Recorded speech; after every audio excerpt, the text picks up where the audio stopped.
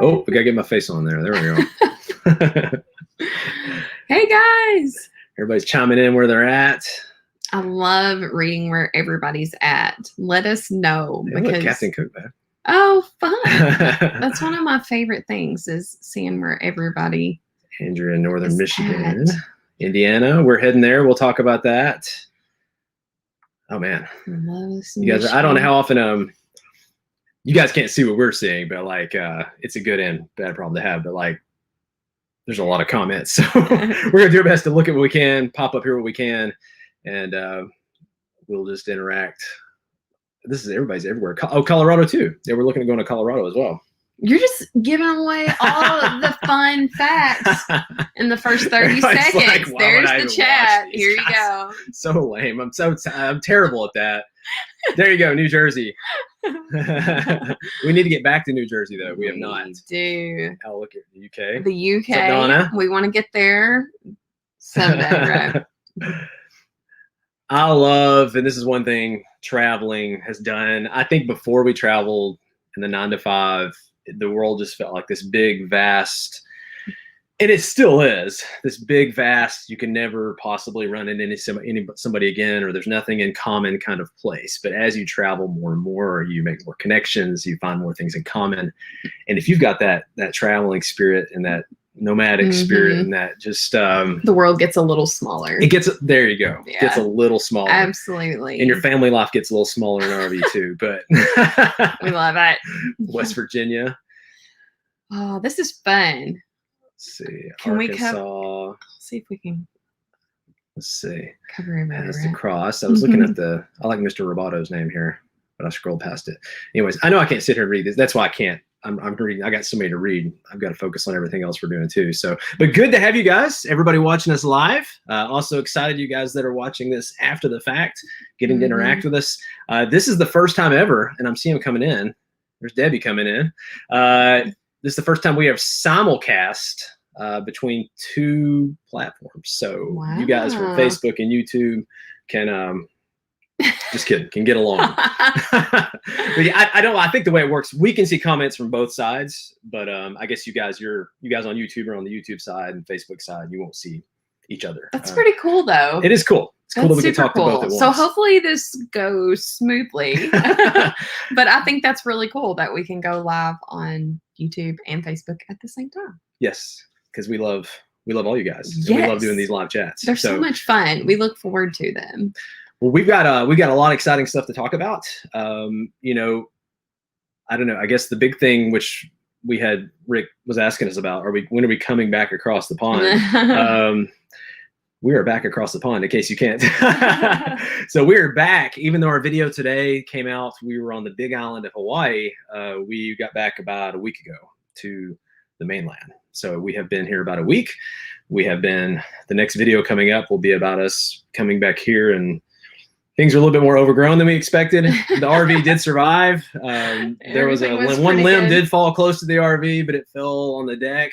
So but it was good. It was actually really, I don't know if you've ever left something, it had the new RV smell again. It was like.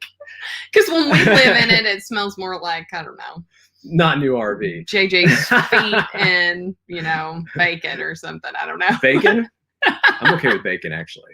So, yeah, I don't know if you're like a new car smell air freshener kind of person or what. But yeah, we absolutely loved coming back here and interacting with the RV. And that's part of what the next video, we're still working it out. But we were excited to get back to the RV.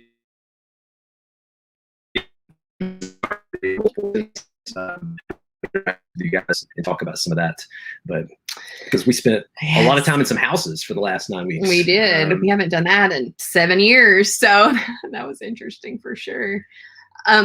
Angela from Team Journey wants to know how our flight home was. Oh goodness, it actually went pretty well. Actually, we did a red-eye flight, so we were terrified.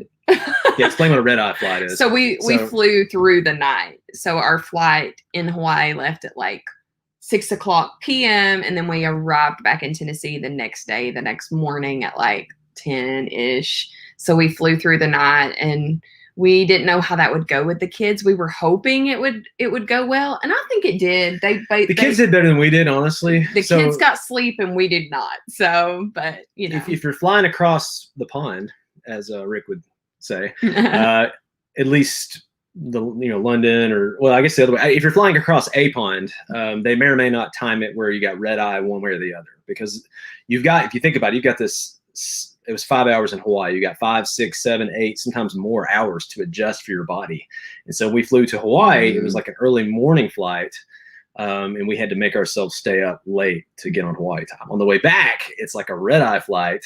They call it red. I don't know. I guess my eyes were red. So we did not sleep for 28 hours after that flight. It was a good rest after that. We it was a long. I think we come home and took a coma instead of a nap.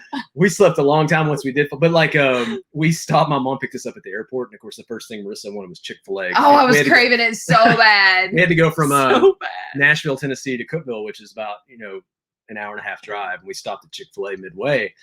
And we look like it's what time was it in the morning? 9 a.m. or something. I don't even know. 10, we've been up forever. At that point, we've been up 26 hours or something. We look like a couple of drunks in there. 9 a.m. trying to order chicken sandwiches. I mean, it was horrible. We're like, we couldn't remember what was on the menu, and we've been there a gazillion times. We didn't know what we're getting. We were fumbling out the door. And I even, as I was leaving, I was like, "It's okay. We have got a driver." And they laughed as I left. So they were all thinking it. They're like, "These people should not be behind the wheel right now." But yeah, 9 a.m. we walked in there and ordered whatever. So I've made multiple Chick-fil-A runs this week. But yeah, I missed so that's the you might be stuck with that. But that was our trip back. The kids actually fell asleep maybe 5-6 hours on the first flight. They did really good. They did really well, honestly. And it's kind of scary how well our kids do on flights. You give them an iPad, and we have other activities as well, and we mix it up a little bit. But they do surprisingly well. I don't know if it's a compliment or an insult as a parent. We starved them for a long time, and they're like, "Here's an iPad." And there's whoop. But yeah, so let me see if I can do this. Is this gonna be fancy? I don't know if I can do that or not. Yeah, there's Matt's RV. Did I get that on the screen? Oh, I didn't. Where's it at? There it is. There we go. Yeah, this is from Matt's RV reviews. I forgot to put. We haven't caught up with Matt in a while. I know. He's in there. Henry and Deb said, "Thanks for taking us along with you and your family all these years. Love your videos." Aw, thank you. Mary, love LJMJ. Love you too, Mary. Oh. That's a strong connection between us and Mary. We love Mary too. We love you guys. I saw a quote the other day, because I don't know. I hope I tell you all we love you back, because we do. And I don't want that to be weird at all. But because I saw a quote, and somebody said, if you can hate for no reason, you can love for no reason too. This is deep.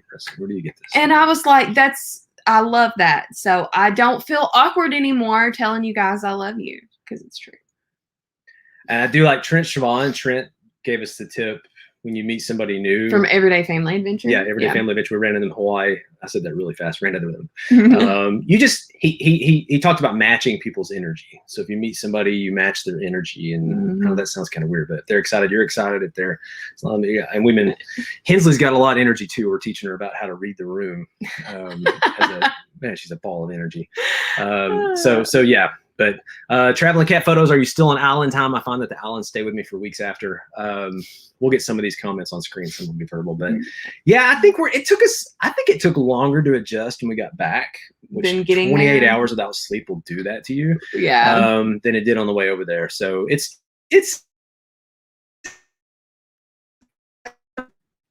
fears. This thing about I think there are a lot. I had a lot before we went to Hawaii, because it's almost like going overseas, right? Like you're getting on the plane for long amounts of time. So I think if a lot of you guys have these same fears, getting on a plane for long periods of time with kids, red eye flights, time change adjustments, we had all those same fears, and we still fear some of that stuff. I still fear the next red eye flight. We just had to go for it, though. I think sometimes you do, but it was good. Let's see, Amy, Maurice Wells, do you plan to travel anywhere outside the U.S.? We'd like to. We've technically done Canada in the RV. We'd still like to do Mexico in the RV. I know there's some really RV friendly countries, New Zealand. You can technically in Europe, you can RV over there too. You just got to watch the size of the RV and where you're at. But just technically travel wise, whether it's an RV or not, yeah, we do hope to. That was we learned a lot in Hawaii did. As far as like how long to go somewhere, the logistics of staying there, what you do, where you stay, some good, some bad. And I know some of you guys have asked about cost and some of that. We'll get into a little bit of that for you guys too.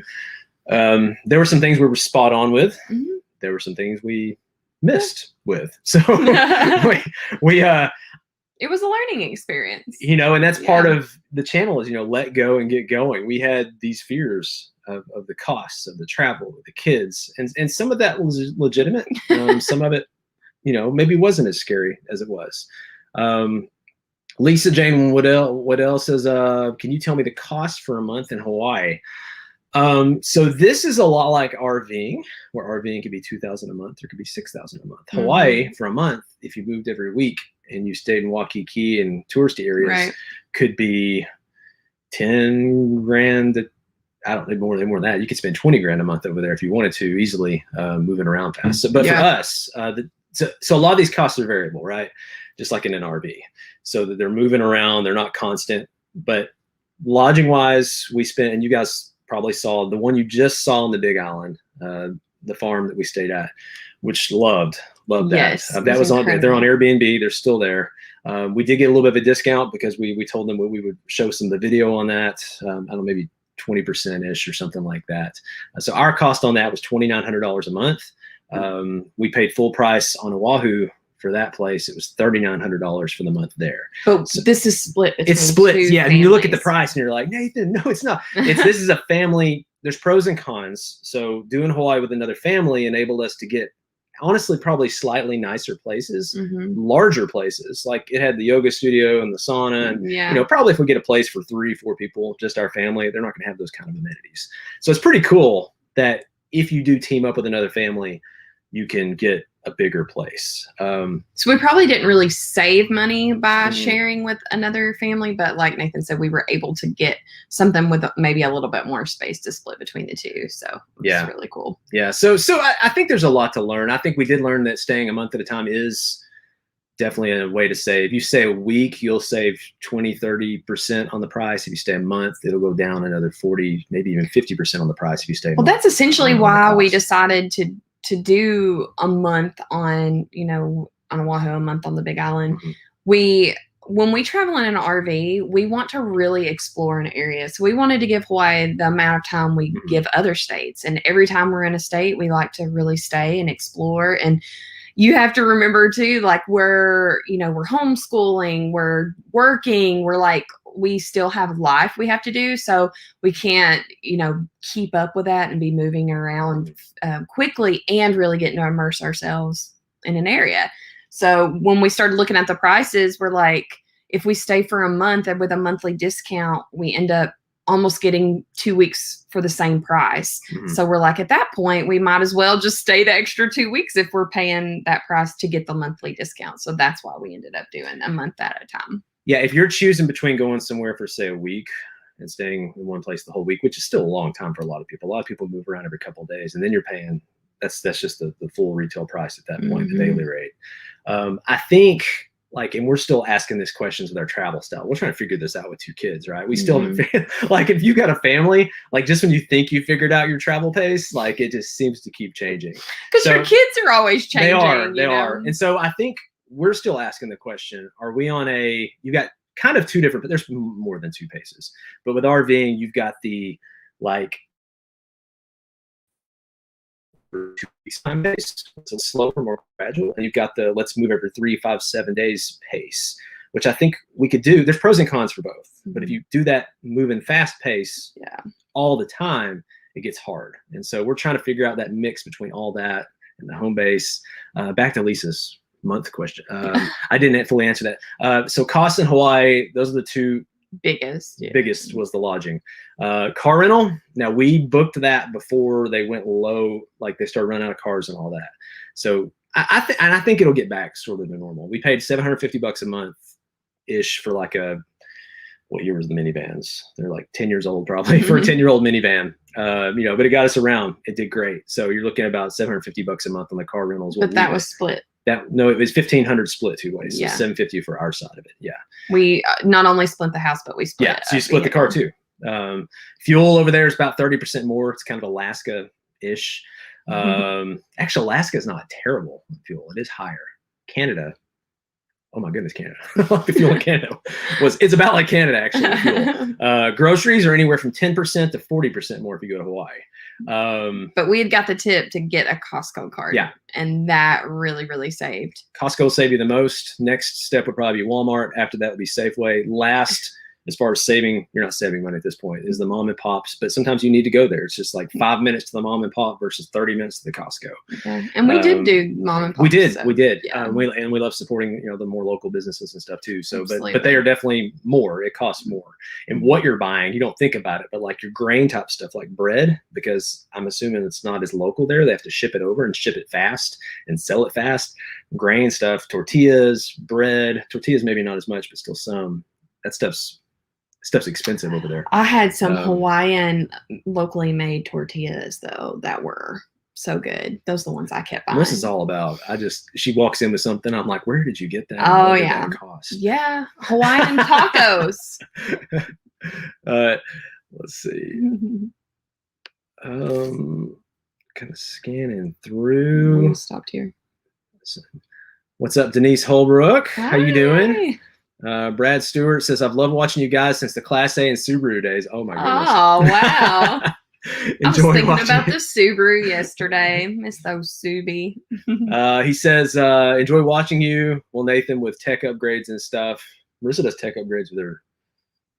You get that new hair curler and I know. I only blow dried my hair one time in Hawaii. You need to show them what we the took. first thing I did was come and like blow dry my hair. She's got this thing that it curls and blow dries your hair or something at one time.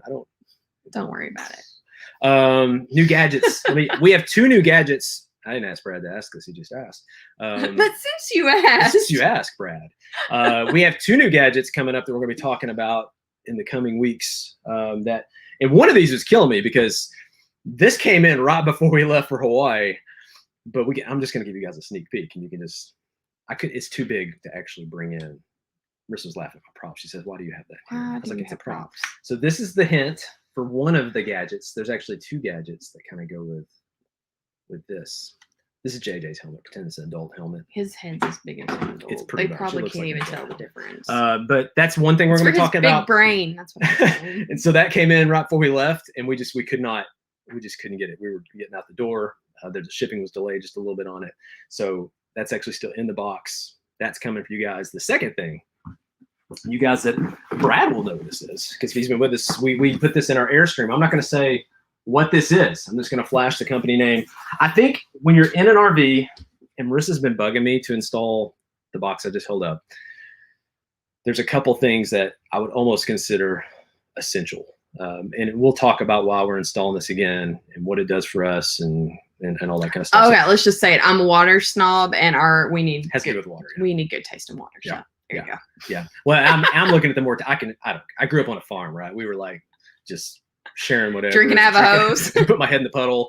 I mean, so like, no, it's That's what I tell Nathan. I'm like, this water tastes like hose water. Does everybody know what that tastes like? I used to drink out of a hose growing up. It tastes like the hose. I don't know, but well, and that's something different with RVing. Like when you're in a house, I mean, it can regulate a little bit if they're messing with the water system or something, but for the most part, the water is the same at the house. Mm-hmm. So if it's good, you're good. But in the RV, like you don't know, like it can vary from, being close to glaciers in Montana and being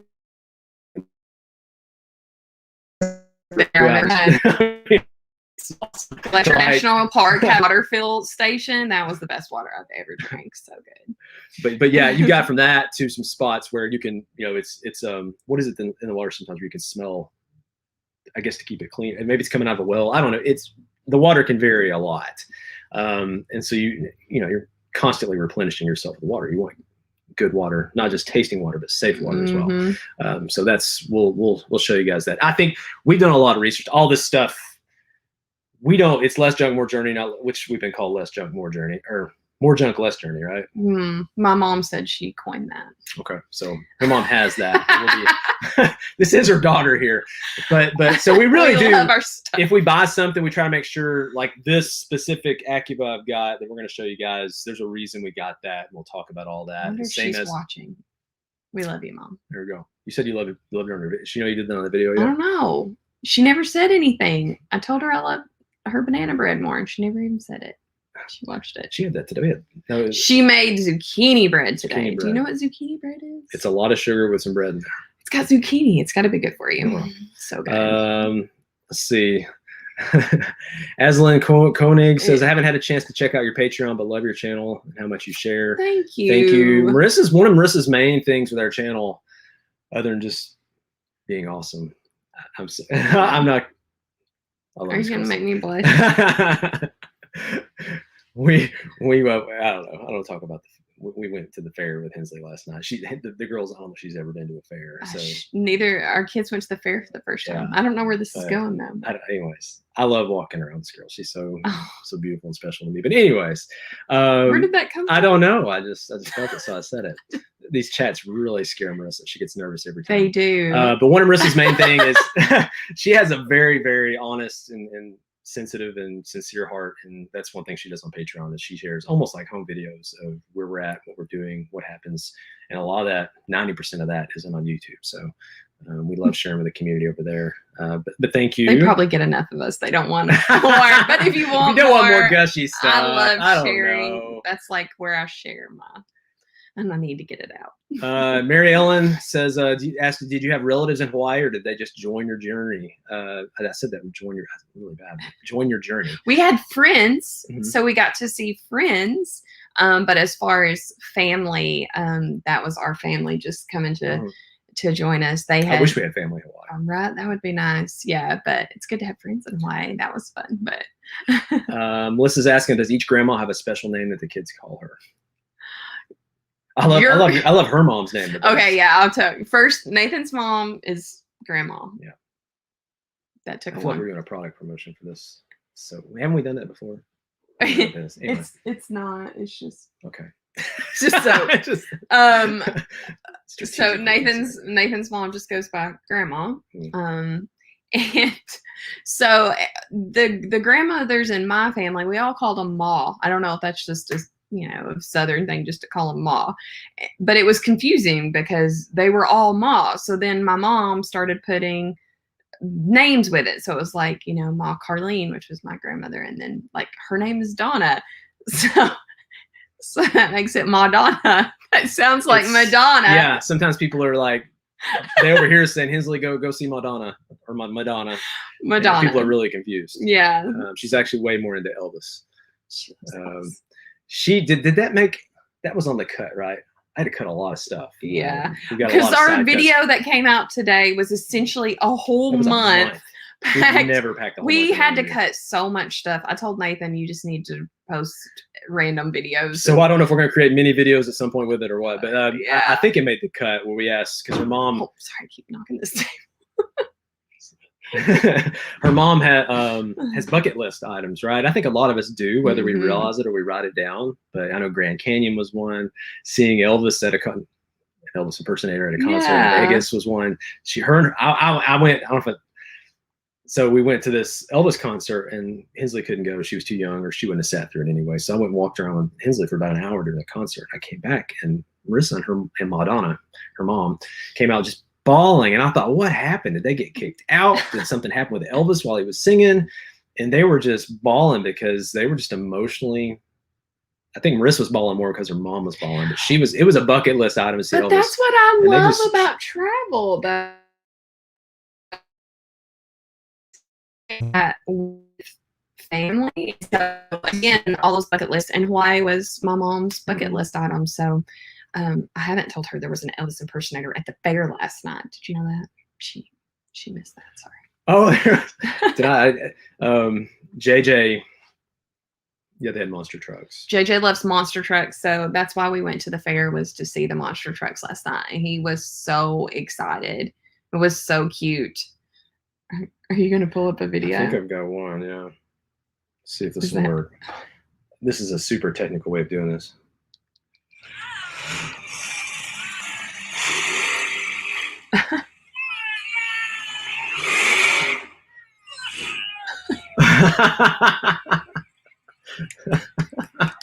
Oh, and for everyone that asks where JJ gets his hair, that's my sister, and yeah, they're like identical.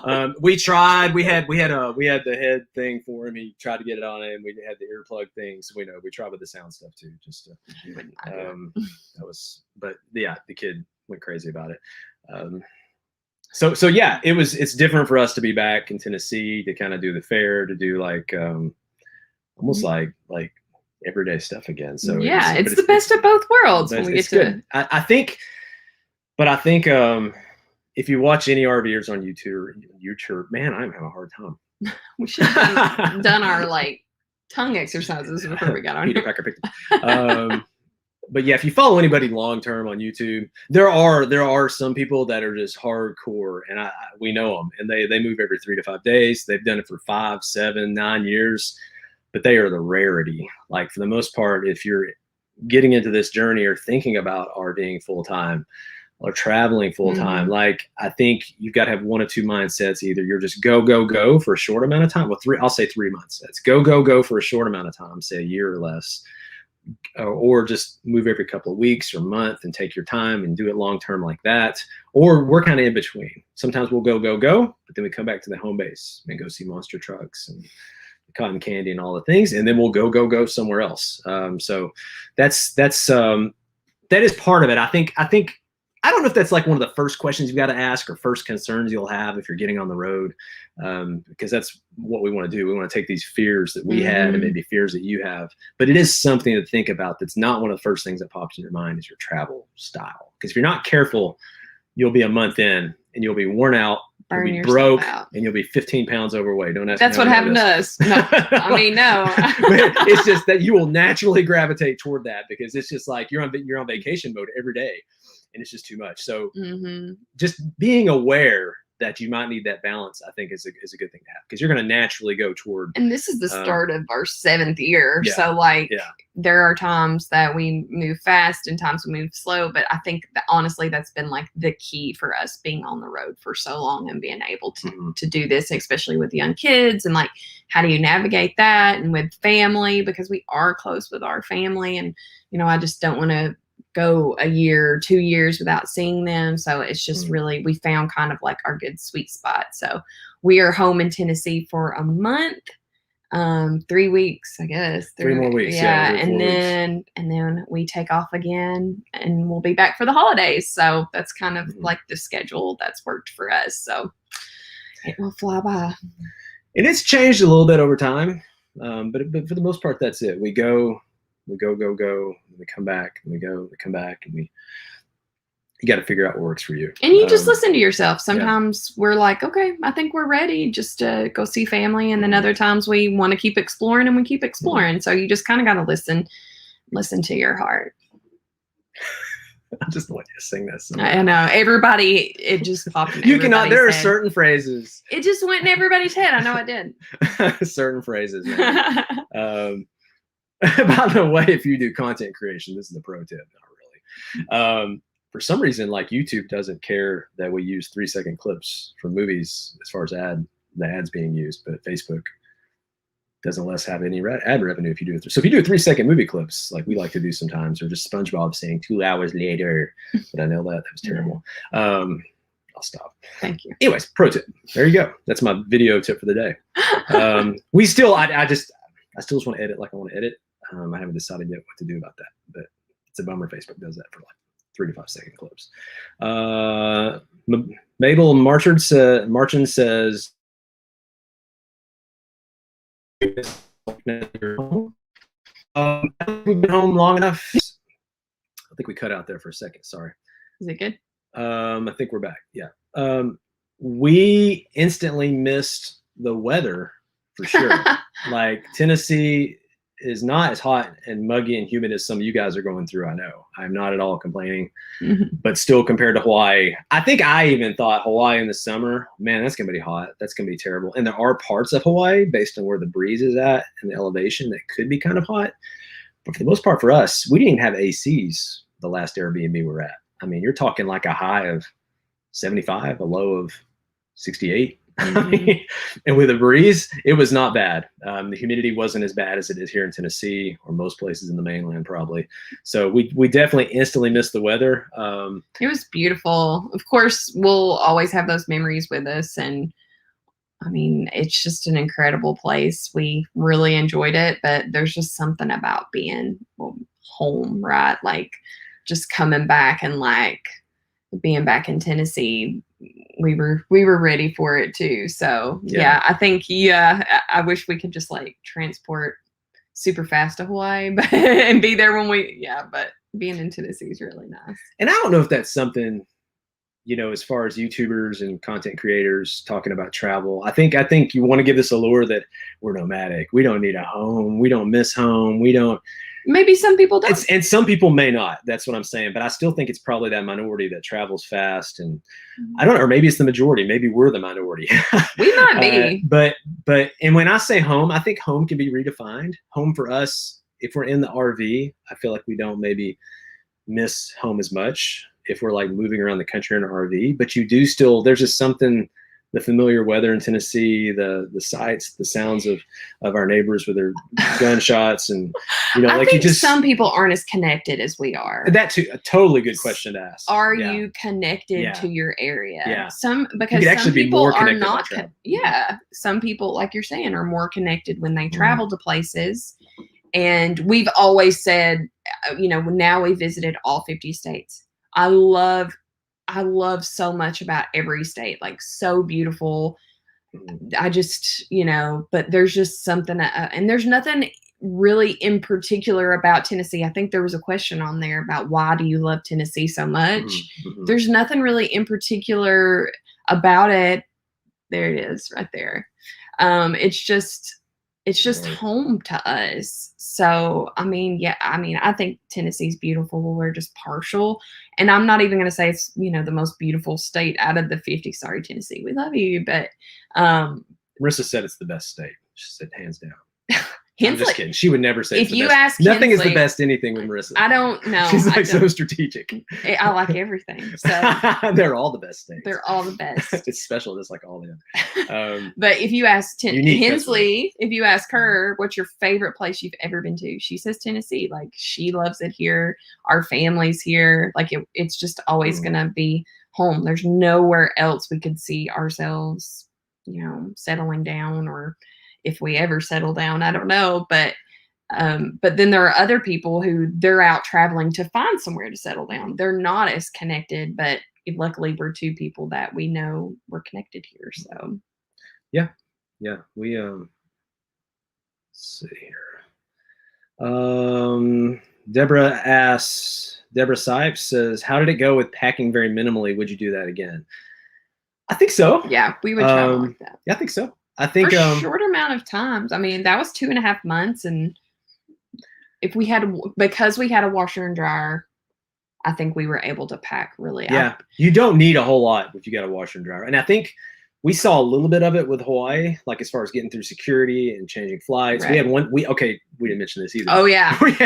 So because people on the flight, when I was explaining to them, I was kind of like, I'm that guy on the flight. I'm like, look, we only got 32 minutes to make this connection. We were landing in Dallas. So we only got 32 minutes to make this connection. And everybody's just to kind of like hint that I got 2 kids that are asleep right now. Me and my wife have not slept in 20 hours. It felt like point. 1 o'clock in the morning to us. It's 1 in the morning. So, but they're all looking at me like, and you're probably thinking the same thing. Well, why did you do a 2-minute connection? Well, we didn't. When we booked the flight, it was an hour and 15 minand which is still close. Like it was an hour and a half, wasn't it? It was something like that. But anything, it starts getting close to an hour on a connection in a large city. And I'm kind of like, with a flight, I'm kind of like, but I did it anyway. And didn't cancel. They came back and said, no, I think you could do it in 42 minutes instead of an hour. So they just changed it. And at this point, they changed it like 2 weeks before we're supposed to leave. And so I don't know if you can even cancel that and do something about it or not, or if they're not going to let you get your money back. But we kept it. But then, of course, there was a fight on the plane as we're taking off, or about to take off. Apparently, so don't do this. It's the red-eye flight. It's an 8-hour flight through the night. Well, there was only like 2 babies on the whole plane. And I don't know what's considered JJ. This is like a baby, I think. Like a newborn, not like. Yeah. So I'm sure the girl who sat next to us didn't want to sit next to us either. Although Hensley laid her head on her shoulder and they slept. Did you see that? No, I was too. They. Yes, I looked over and she's like laying on her. She didn't drool on her shoulders. No, okay. They had their mask on, right? Yeah. So, but yeah, this other person next to the infant and the baby took a picture of the baby and text, look what I'm stuck next to for the next 8 hours on a red-eye flight, and the family saw that they took the picture and text that, and then so we were going to be ahead of time by 20 minutes, and we ended up being behind. So it's like a 30-minute delay. I don't know what they did. I didn't see them take anybody off the plane. So I don't know if they just mixed it up or they tied them up in the back or what they did. But anyways, like just know when you're making these flights, I don't know what that number is where you feel safe, but something can always. We made it. We did make it. Yeah. By the way, we made it. It was what we had to run. We ran. We had 30 minutes, right? 32 minutes to get from. It was the terminals were next to each other at least, but if you've seen Dallas, it's not bad. Dallas is not the worst. 32 minutes when we landed, got to the next one, and I mean, the good news is we didn't have to. You've seen our stuff, man. Our first flight video, we still had all that stuff: the stroller and the car seat and the. But our luggage wouldn't have made it. There's that's back to the luggage thing, and I think internationally, if you carry a ton of luggage, if you're having to change flights constantly, you're stuck having to check things in and check things out. There's just a lot more logistics the more luggage you have. Now we have to go through security, and it takes us a little longer through security because we've got all of our stuff with us, but it's still not bad. Sonia says, what did you miss the most about the big RV? What lessons have you learned from this experience that we take back with you and make change? This is it's a really good deep. That is. Wow. I feel like I'm laying on a table and she said, how does that make you feel? What is that? Laying on a couch. Yeah, couch. Table. I don't know. What kind of therapy are you doing? I don't know. That's the wrong place. Sonia Barnes, let's see. What did we miss the most about the big? And this is actually, we're thinking we're getting the video ready for next week. This is kind of what we're focusing on because we're coming from staying in these houses for all this time, coming back to the RV, and we're like trying to connect to these emotions we're feeling. Yeah, we've been brainstorming that today. Yeah, so. Marissa's already told me what did you miss the most? I missed my bed. Oh, I'm telling you, RV. And the beds weren't bad in the Airbnb. It's not the bed. It's like I have never slept as good as I do than when I sleep in an RV. It's like you can make the room so dark and so like with that huge, Nathan calls that our $1,000 fan, but that like huge AC. Look at the AC in the master bedroom. I call it, it's our $1,000 fan. I love it so much. So it gets dark and it just makes that loud hum. And I feel like I'm, in an airplane that I can actually sleep on. But I missed my bed, and I tell Nathan, I think I say it every night we lay down. I'm like, I just miss this room in this RV. I love our room. I don't know. So it's been really good sleep since we've been back. Man, I don't know what for me. I'm trying to think of something that's unique to an RV because you can do this in a house too. I love with RVing, you can go to new places and experience new things. And yet I'm a very OCD type A, whatever person, I like my routines, and that's way easier to keep up with and have in an RV. Once you get, as long as you're not moving too fast, you're moving too fast, it's all out the window because you're just setting up, taking down, you're worn out. But as long as you're not moving too fast, you can still have your set routine. So I missed that routine of knowing where my things are at. All of our stuff is back. I love how quickly we can, the kitchen is, we've got enough counter space. We've got enough storage. You can quickly go from point A to point B. You can use the bathroom while brushing your teeth and washing your teeth. I know, we're not going to have a video for next week. Oh, okay. Yeah. But we miss, we love all that. I've got to do that clip of you using the bathroom, brushing your teeth and washing your feet in the shower. Yes. Yeah. Doing all the things in one space. Tammy asks,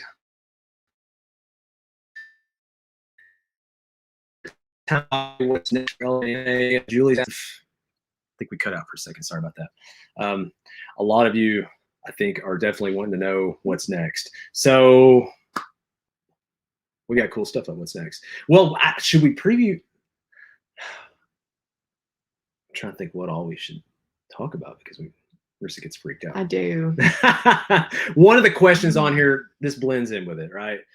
This is just between us because you guys are here live with us, and I can't keep things in. I'll make Marissa nervous. What did we learn from the van? One of the things we learned is that we love the feel of a motorhome again.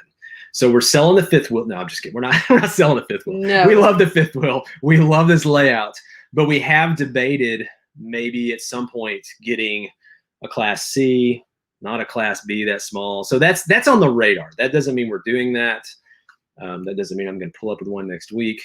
No, it doesn't mean that at all. But I think that's on the radar. But as far as stuff that we feel like we're definitely doing, if you're in these 3 areas, we're going to, we'd love to see you, hear from you. First, we're heading in a month or 3 weeks. We're heading north to Indiana for the Grand Design Rally. We've never done a rally before. Well, Grand Design Rally. Yeah. Well, well, like a rig rally. They let us into the Winnebago one. They wouldn't let us pull our Airstream into yeah, there. we attended Winnebago in our Airstream, but so we've never actually been official rally people before. So we will be at the first. They call it, So this is the biggest, as far as I know. It's their national. It's their national rally. Their biggest deal all year for Grand Design. We'll be at that rally. What's the date on that? The 29th-ish of August, so the end of this month. Crazy, it's August.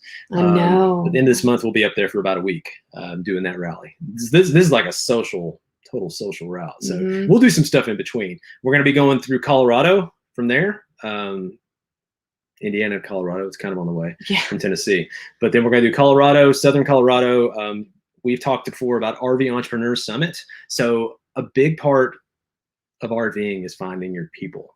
For some of you guys, it might be escapees, full-time families. We talked about them. One of the events in Grand Design, that you can do rig-based stuff as well, or brand-based stuff.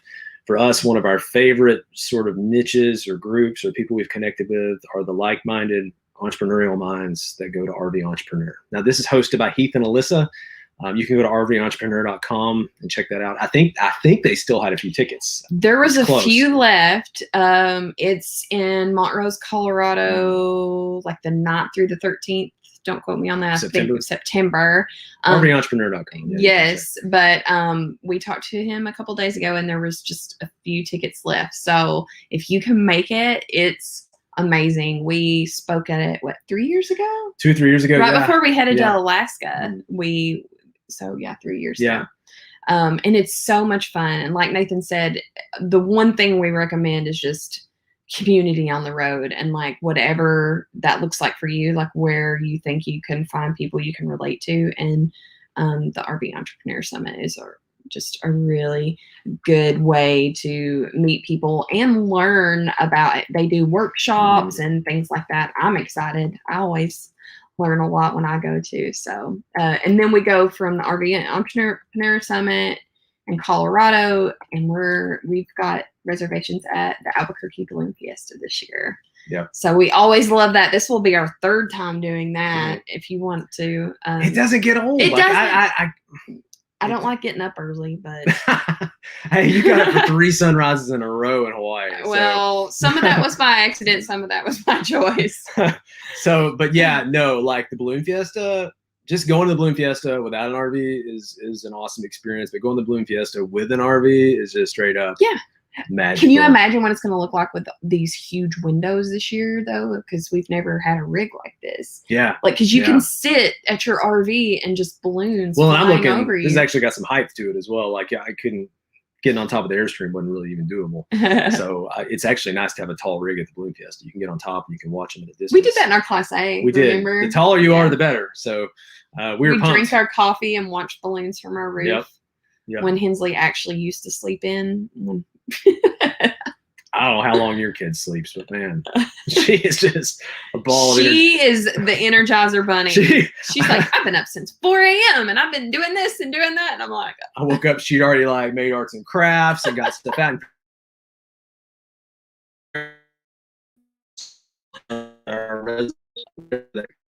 Cat, I don't know. He's not really a stray. He's like the neighborhood cat. But anyways, he'd apparently been hanging out in the RV, which he's not supposed to be in the RV. But yeah. She's like Elf. Have you seen that? He's like, I got a full 40 minutes of sleep. And he's like done all the crafting and decorated everything. That's her. She's She's something else. She's special. Yeah, thank you, Angeline Higgins, for your comment on Facebook. I know it's been cool. I hope this has been cool for you guys. We're getting interaction from both Facebook and YouTube, so it's really cool to have all you guys in here. But did we cover everything on the route? I guess those three. We're gonna fill stuff in between there. Yeah, we got some flexibility. So as far as route planning, that's the way we do routes. We pick out these hot spots, or maybe just this one bit. Sometimes it's just one big thing we're gonna do. We say, look, I don't care what else happens, what else goes wrong. Let's just get to this one really awesome. Like, let's say it's not right now, but Yosemite or something. Like, you're like, Yosemite's it, and then you sort of figure out how to get there and what to do around it. For us, these three events are it. Like, and we're forming what we do. We'll do some adventure and some exploring around these, but it's a very social. I think part of the mindset too is there's still the residual. RV is just crowded right now, so there's that residual sense of logistics of finding somewhere to stay, somewhere to go. So by having a place at these events, we know that we already have probably like 30-40% of our lodging figured out, and we still have to fill in the holes. And filling in the holes with a 40-foot rig has been harder than a 30-foot. Not impossible, but harder. Jill Schmidt's asking, what's the scariest thing about committing to living on the road? Just the fact that you use the word committing sounds scary. Maybe we could just say the word trying. No, you're kind of committed. I think our biggest fear was we were afraid to fail. And that might not be a fail it's something that a lot of people think about. What do you mean by fail? Like your family and friends? Yeah, like I hated to be like, we're selling it all, we're hitting the road. And then we realize we hate it. And then it's like walking back with our tail between our legs. And honestly, like that's how I viewed it then. Now I would view that as good for you that you tried something new. You got out there, you put yourself out there, you saw if you liked something. And if it doesn't work out, then like we always said, what's the worst case? We just go back to the way things were. But for some reason, that was such a fear, is that I didn't want it to be like this failure. But now I'm like, I would have rather failed trying, because it's not failing, it's trying to see what lifestyle works for you. So I think I just see it differently now than I did, 8 years ago when we were deciding if we wanted to try this adventure. Yeah. Yeah. No, there's definitely some fear with that there. I just, like Marissa's saying, the upside outweighs it. And the thing is, like, we use the word fail, but I think as long as you're going for something and you learn from what, I hate to even call them mistakes, but from learning experiences, you learn something. I think that's a big part of what this is about, being able to let go of those fears. And then as you're going through life, you're learning those things as you go. So if you view everything as a learning experience, there you go. Maybe it's not as scary as far as the commitment with it. But it's scary. There's a lot of things that are scary about hitting the road. It'd be good, like a good Halloween thing if we do that. If we planned ahead ever. But yeah. Let's see. April Shepard says, I have 2 questions. The first is, how do you do selfie pictures and videos, or using a GoPro with a selfie stick? The second question, let's do the first one first. Mm-hmm. Both video related questions. Selfie stuff, I've really, really cut down my gear. I think once you start having the second kid, a lot of our selfie stuff, we're just holding. I don't even have a selfie stick for the most part anymore. If it's our big camera, I'm just holding the lens. So when we're talking, it's such a wide lens. I'm holding the lens while we do that. Or we're just holding Marissa's phone, or we have somebody take the picture with her phone. Marissa, I don't think has ever. The good thing is the new iPhones and a lot of the new cameras coming out, they finally put that wide lens on the camera. Mm-hmm. And that's just a game changer. That keeps you from having to haul around a selfie stick. And for us with 2 kids, we don't want anything extra we don't have to have.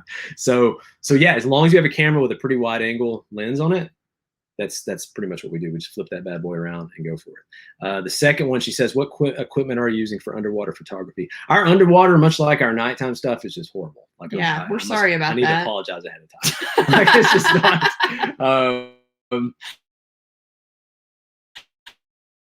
Well, I mean, sometimes I think what we do, and then I'll explain if you're doing underwater stuff, maybe what you do in the future. We have a GoPro 8. We could get the 9. It's maybe a hair better, but like, I wish we'd gotten a good underwater case from Marissa's phone, because the video on it is way better than the GoPro in my mind. as far as how it handles it. But we need a good underwater case and then something she could attach to herself so that she did not donate her phone to the coral reef or wherever we're at. So that's what I wish we'd done. You can also go, some people, when you see their stuff, you don't see their gear, but they've got a $6,000 camera and then they've got a $2,000 underwater case that goes with that camera. So my big main camera for YouTube, that would do some epic stuff under the water. Like you would probably, you know, I'm thinking, because I know it's nice. It's a nice camera, but I'm not going to pay, you know, it's just flat. I don't do enough underwater stuff. It scares me, honestly, to take that thing underwater, even with a kit. So that's our underwater stuff. We need to work on it. So maybe tips on what not to do or what we've seen along the way. But I guess in hindsight too, though, the GoPro does fine. I'm not saying don't take a GoPro; it's unwatchable. It's just it's tough if you are using, you know, the A7S III as our main camera, like using that to go in underwater. Especially if you saw the manta ray stuff and stuff that's darker. That was super cool, though. That was super cool. That was cool. Yeah. If you had a camera that was really good at low light, which even the iPhone wouldn't be great for that, but my big camera in low light with that would have been really awesome. Mark Smith, Matthew Fry are both asking about updates on Nomad Near Me. We have had some logistical, administrative changes and issues, I guess, with the app. It's what we've been dealing with a lot in the last month or so. Those are starting to be smoothed out. We are now working on the dev team again, and we are Android. We've been spending time with iOS trying to make sure it's not crashing, especially if people have a large number of friends and stuff like that. Oh, Nomad Near Me, I didn't explain. That's an app that we created that has not been promoted a lot because we want to get it right. We want to get it right, and we're waiting for the new features to come out. The main new feature we're working on and what most of you guys want is for Android. So trust me, all of our energy is going toward Android. So that's what we're focusing on. It is, I can't give you dates and times. That's like a big but thank you all so much for like the feedback. We appreciate like getting all the feedback. If you're using the app, if you're not, go get it. And give us that feedback. It's iOS only right now. Which again, that's the thing. We're trying to get Android. The goal of the app, there's tons of apps out there to help you connect with people online already through like Facebook and, you know, different apps. There's ways to do it online, but we felt like there was nothing out there helping people connect in person with their people. And that did self-check-in, because I felt like that was something that was huge for us. Because if you're like us, and every time we would try to get on an app to find if our friends were around, then it was never up to date. And so it just wasn't, it wasn't being useful. Or I feel like so many times it's like 2021 and we meet somebody and we're like, I hope we cross paths again. I hope we meet. And we're like, there needs to be a way that we know when our friends are here. And so that's why we created Nomad Near Me. And it's actually worked, where we've had friends in the campground we were staying in, and we wouldn't have even known they were there. There's some large campgrounds. Yeah. Like hundreds of sites. We're like, oh, our friend's here. Like, because it alerted us and let us know they were in the area. So it doesn't give like exact GPS. So you don't have to worry about that. But it's just been, I mean, we've been on the road 6 years, and we finally were like, okay, we're going to create this because we want this. And we find that this is such a huge need for the community. So I hope y'all love Nomad Near Me, and just like bear with us as we try to build this app and this community. And I hope y'all find it as helpful as we have. It is still being developed. We are working on it. We're getting there. So we're getting there. Christina Anderson asks, now that you've been to all 50 states, what is something you must do again? Well, apparently the balloon fiesta is coming up again. Yeah, this will be our third time. Man, I think some of the stuff, and just as a parent, I think this is where your mind goes, because there's places that Hensley went that she doesn't remember. Yeah. There's places JJ's never been to. That, granted, I get it. He may not remember right now, but I love you get to see things through your kids' eyes. Again. Man, I don't know what would stand out. I mean, some of them are pretty obvious. I think like the Grand Canyon was really awesome. I don't know if she remembers much of the Grand Canyon. And okay, so there are things. So even with us being a season of life where our kids are small, I feel like there are a lot of things that maybe we can't do just yet. So I feel like as that season of life changes, we're able to do new things with our kids, or you know, outside of our kids. I would love to do the Narrows hike in Zion National Park, or like all these things that we haven't got to do because of this season of life that we're in with these, like, you know, smaller kids. So one day I have this list of like things I want to accomplish as our kids get older and they can do things, you know, with us. Or so even though we've been to these areas, there are definitely things that's on our future list that as the season of life changes as well. And don't let that scare you from traveling with little kids. Don't say, well, I'll just wait till they're older. Like, because we've made amazing memories with our kids being little. And like Nathan said, I mean, they forget everything. So it's like, hey, we're here. And they're like, yay, I've never seen this before. And we're like, yeah, you have, but it's cool. We get to see it again through your eyes. So it's a unique perspective traveling with little kids. Just got a friend request on the app. So. Oh, yeah. On it. Did they friend request me? There you go, Marissa. Yes. I was like, don't not friend request me and friend request Well, me. the cool thing, too, if you want to, you can actually see, if you friend request us, you can see where we're at. It randomizes our location, but you can actually see us as we leave and hop around and stuff like that, too. So Let's Junk More Journey on there. Burns Bailey. Wow. Is that not the coolest name ever? Yeah. I love letters that are the same, too. Burns Bailey. So Burns Bailey asked. Well, I'm Marissa Moss, even though I'm like. That's the only reason she said yes. She almost didn't. No, I actually said, and be Marissa Moss. That was the first thing. When you ask a woman to marry you, I was like, are you kidding me? He asked me in a hot airplane. I did. That's why hot airplanes are special to us. They are. I said yes. She did say yes. Almost backed out 3 times, but she said no, she didn't back out. Burns Bailey, anyways. People are like, these people are terrible at questions. Was it hard to get rid of all your possessions? Did you do it all yourself, or did you get help from a company? For me, you're going to get 2 different answers here. Because are you the less junk, or are you the more journey? Because Nathan's the less junk and I'm the more journey for sure. Like, Nathan will tell you a completely different answer than I will. So. Oh, well, it wasn't that hard for me. So, and neither was the 1-bag travel and stuff. Like, but the only thing that was hard about the 1-bag travel was trying to get my bag only half full so that I could use the other half to pack Marissa's stuff. So she would get a bag and a half. But you didn't take anything. You what? I don't think you took anything of mine, did you? You took my jacket to wrap your camera. Well, I say her stuff. It was random. It's bless his heart. I'm not blaming JJ, but man, it's a lot of stuff. A lot of stuff. So we had the carrier in there. I had the inflatable seat for Hensley in there. I had her booster seat. I still got all my camera gear and all that too. So the camera gear, diapers. Where are we going with this question? Yeah, it was still difficult. Marissa can relate more to the difficulties. So it actually like is really, really hard for me.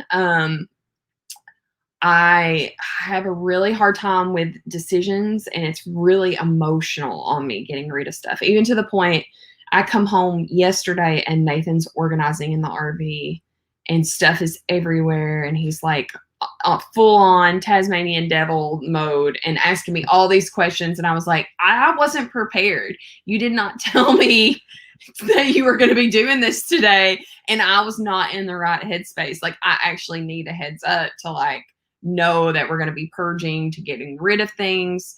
And sometimes I can even be in the middle of it and say, today's not a good day because I'm wanting to keep everything and I'm not in a purge mode. And then I know that's not a good day for me. And I know this sounds so, if you're not this person, that doesn't make any sense to you.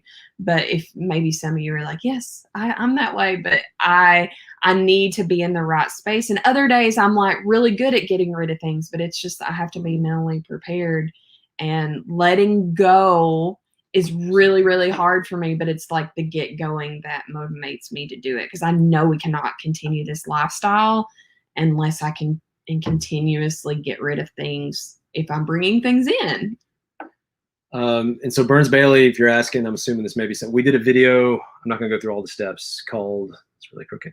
But if you Google less junk and then downsizing, we did a video in the Airstream where we showed, now this was we had the Airstream and we were having to like, cause you still got to purge even though you're in an RV. So we were purging in the Airstream, but this tactic we show in this video is the same thing we used in our home pretty much. We had a different pile for different purposes. And then we just sort of got everything out and went through it. And so that video is a pretty good video to watch if you want to see and how emotionally tough. It's tough.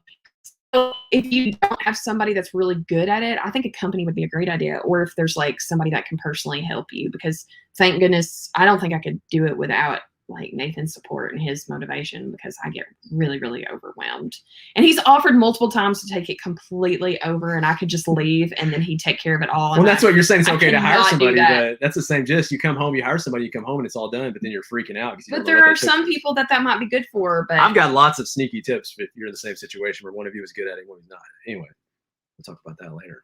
No, you know about my sneaky tips. I take, if I see things that aren't being used, so what I've done is I have a buffer, right? If I see things that haven't been used in months or sometimes years, I take those things and I have a box for those.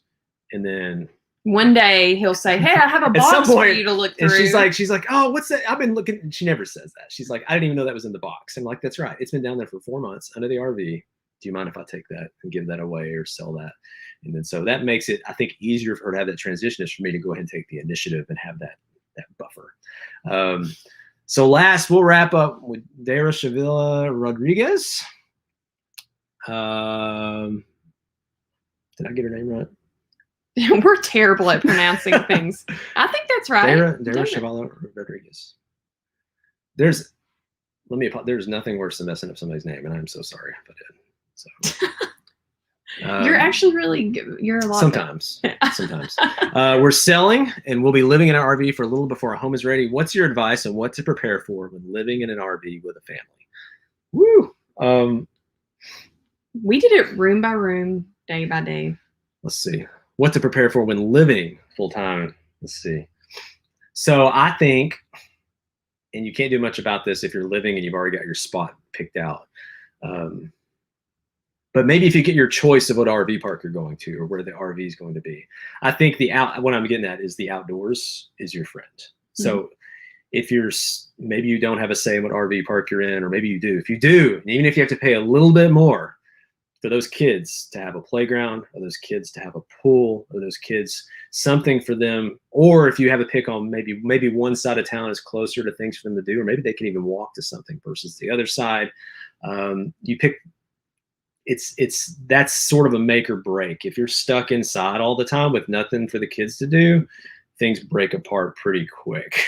Versus if the outside, if that's their backyard, is the pool or is the things at the place you're staying at or the playground, it's way easier. If you're on a piece of land waiting on your home, your own piece of land, you might get a trampoline. Sort of like we did with our outdoor space. You're looking for things you can put outside for the kids to do, again, to let them go outside and stretch their legs. We would go crazy. You will all go crazy. We have been inside the RV for multiple days when it's freezing cold, or if COVID, that's why COVID was tough. We didn't, if it rained like crazy for multiple days, or if it was super bad weather pre-COVID, you could just go into town and do something, right? But when you can't go into town and do something, and you can't leave your RV, and you've got kids, so you really want to try to be around the best weather you can, give yourself the best shot possible with things outside. That probably, we don't have a ton of time with it, but that's kind of just where I'd go with that. So you guys are awesome. Thank you for tuning in. I hope that you guys that watch this later, thank you for watching as well. Thank you for everybody for your great questions. I think we've gotten questions from YouTube, from Facebook, from everybody. This was just so much fun. I love this so much. It's like a reunion. It's like a reunion between the two. Because you'd be amazed how little crossover, at least from stats I see. I know some of you guys are back and forth between the two platforms. But some of you guys just love one or the other. And that's okay. I love live chats. All right. I know. Nathan makes me a little nervous sometimes. Especially, sometimes, I don't know if you notice, I really carry it out. It's like, we're doing this thing I have not told Marissa about. I'm really nervous. I'm afraid to even tell you guys. I'm just like watching her face because I can see it on the screen. Nathan is the most honest person I've ever met. And sometimes I tell him, like, we laugh at that. I've been pulled over a couple of times. She's like, he's just like, confessing everything. Like, and I'm like, you didn't have to tell him your whole life story, Nathan. Like, just, You guys hopefully got a 1 hour confession from us. I hope this has been helpful. If you've been thinking about RVing, you're curious about our journey, curious about Hawaii, it's been great to chat with you guys. We can't wait to do it again. And we love you guys. We love you guys. Yes. Until next time, we will catch you guys later.